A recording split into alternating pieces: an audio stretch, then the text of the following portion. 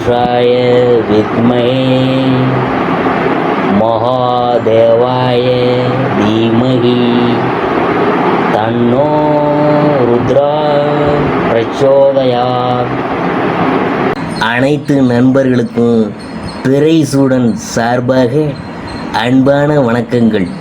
இந்த வீடியோ பிடித்திருந்தால் லைக் பண்ணுங்கள், ஷேர் பண்ணுங்கள், கமெண்ட் பண்ணுங்கள், மறக்காமல் சப்ஸ்கிரைப் பண்ணுங்கள்.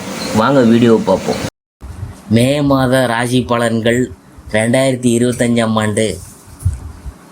இந்த மாதத்துடைய கிரக நிலைகள் எப்படி இருக்குன்னு பார்க்கும்பொழுது, மே 7ஆம் தேதி புதன் மேச ராசிக்கு நுழையிறாங்க. மே 14ஆம் தேதி குரு பகவான் மிதுன ராசிக்குள் நுழைகிறார். மே 15ஆம் தேதி சூரியன் ரிஷபராசிக்கு பயிற்சியாகும். வைகாசி மாதம் தொடக்கங்க.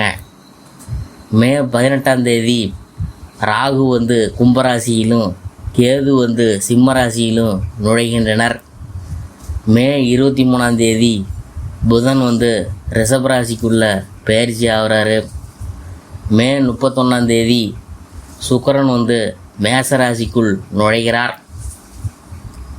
இவ்வாறு கிரக நிலைகள் செயல்படுதுங்க இந்த மாதத்தில். மே மாதத்தில் அடுத்தது நம்ம பார்க்க போகிறது சிம்ம ராசி. வாழ்க்கையில் எதிர்நீச்சல் போட்டு முன்னேறும் தன்மையுடைய சிம்ம ராசி அன்பர்களே, இந்த மாதம் திடீர் டென்ஷனை உண்டாக்கும். நண்பர்கள் உறவினர்களுடன் வீண் மனஸ்தாபங்கள்லாம் ஏற்படலாம். நீண்ட நாளாக வாங்க வேண்டும் என்று எண்ணிய பொருள்களை வாங்குவதில் ஆர்வமாக இருப்பீங்க. எதிலும் அவசரமாக காண்பிப்பதை தவிர்ப்பது நல்லது.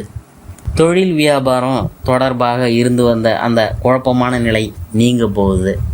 ஆக்கப்பூர்வமான யோசனைகள்லாம் தோன்றுமுங்க.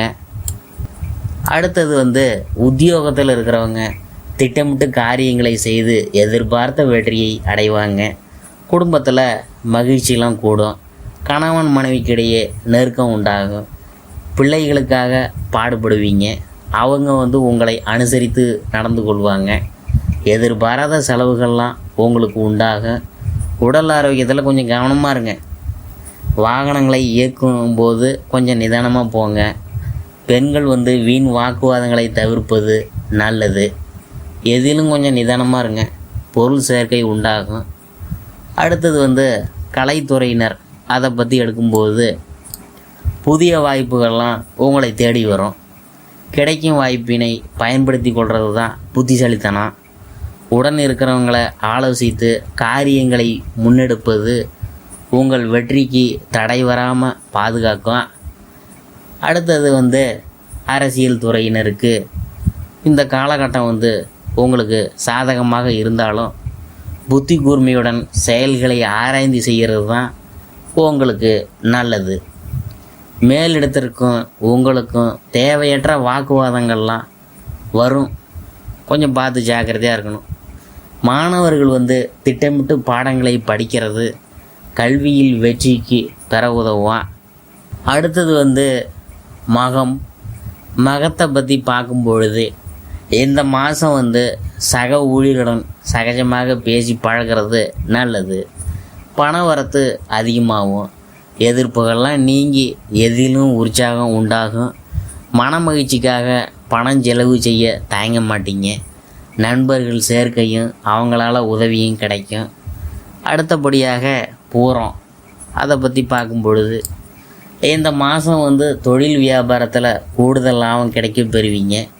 வியாபாரம் தொடர்பான வெளியூர் பயணங்கள்லாம் உங்களுக்கு சாதகமான பலனை தரும்.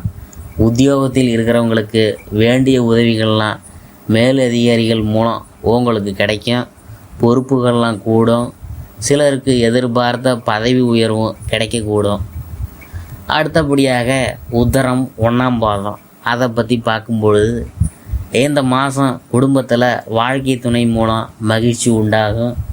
உஷ்ணஞ்சம்பந்தமான நோயெலாம் வரக்கூடும். எச்சரிக்கையாக இருக்கிறதன் மூலம் அதை தடுக்கலாம். பிள்ளைகள் மனம் மகிழும்படியான உங்கள்கிட்ட நடந்து கொள்வாங்க. வீண் விவகாரங்களில் தலையிடுவதை தவிர்ப்பது உங்களுக்கு நல்லது. அடுத்தது பரிகாரம். மகாலட்சுமி அஷ்டகம் சொல்லி வணங்கி வர்றது பொருளாதார நிலையை உயர்த்தும். சந்திராசிரம தினங்கள் 22, 23. அதிசமான தினங்கள் 16, 17.